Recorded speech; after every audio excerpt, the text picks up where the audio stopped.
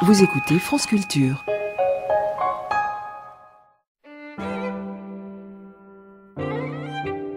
Voici maintenant une Essistaxit, c'est-à-dire une enrichissante conversation avec l'incontournable Simone C'est moi. sur les tenants et aboutissants du génie scientifique et de l'invention technique. Non, Simone, non. Tous les inventeurs ne sont pas également sympathiques. J'ai jamais dit ça. Ah bon? Qu'est-ce que tu m'as dit hier soir pendant que je découpais la pintade? Pendant que tu découpais la pintade, je t'ai dit, il faudrait penser à envoyer une petite carte au Dubreuil pour le mariage de leur fille. Ah oui, voilà, c'est ça. Une petite carte au Dubreuil, ouais. Bon, je me suis un peu mélangé dans mes souvenirs. Je croyais que tu m'avais affirmé que tous les inventeurs sont également sympathiques. Bah oui, mais non. J'ai juste parlé de la petite carte au Dubreuil. D'accord, c'est en ordre. N'empêche, tous les inventeurs... Ne sont pas également sympathiques, ça c'est bien vrai. Prenons Samuel Colt, par exemple. Américain, né en 1814 dans le Connecticut. À 21 ans, il invente le revolver. Qu'est-ce qu'on a envie de dire? On a envie de dire que c'est pas spécialement sympa. Le revolver, par quelque bout qu'on le prenne, c'est une arme. Si on le prend par le bout auquel pensait Colt, ça sert à tuer ses semblables. Si on le prend par l'autre bout, ça sert à se tuer soi-même. Dans les deux cas, l'aspect sympathique est absent. Tout juste. Les inventeurs d'armes en tout genre ont laissé leur nom dans l'histoire.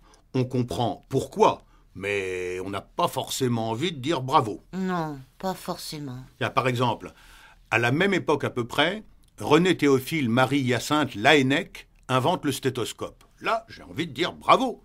Mais à Samuel Colt, j'ai envie de dire Samuel, t'aurais pas pu inventer quelque chose de plus utile au bonheur de l'humanité que ton bazar à zigouiller les gens? Hein, Samuel? Je te parle, hein, Samuel. T'es content de toi? Ah, pour ça, oui, il était content de lui.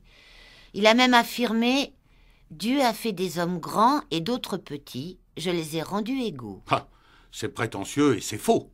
Les hommes ne sont pas plus égaux grâce au revolver.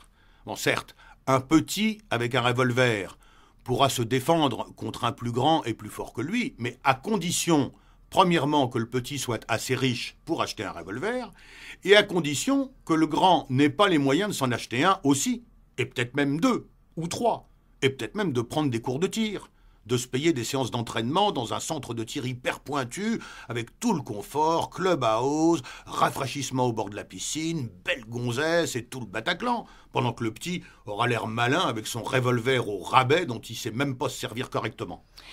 Et il y a une autre erreur dans la phrase de Colt. Ce n'est pas Dieu qui a fait des hommes grands et des hommes petits, puisque Dieu n'existe pas. Et nous revoilà confrontés au problème des inventions plus ou moins sympathiques, avec le mot de Voltaire qui a dit « si Dieu n'existait pas, il faudrait l'inventer ». Et comme, de fait, Dieu n'existe pas, il y a bien quelqu'un qui a trouvé intelligent de l'inventer. Et que peut-on dire, Simone, de cette invention? On peut dire que c'est pas top. C'est une invention qui dépanne bien au niveau de l'angoisse de mort, ça je le reconnais, mais qui fait tellement de dégâts directs et collatéraux par ailleurs que le bilan global, à mon avis, est très mauvais. Alors on se résume. Dans la colonne « sympa », Laënnec pour son stéthoscope, Charles Cros pour le phonographe, et toute cette sorte d'inventeurs-là. Dans la colonne « pas sympa », l'inventeur anonyme de Dieu, Samuel Colt et les Dubreuil. Pourquoi les Dubreuil? Ils ont inventé de marier leur fille, et ça va nous obliger à nous fendre d'une petite carte gnangnan que rien que d'y penser, j'ai mal à la tête. Le reste de la pintade, on peut le manger froid?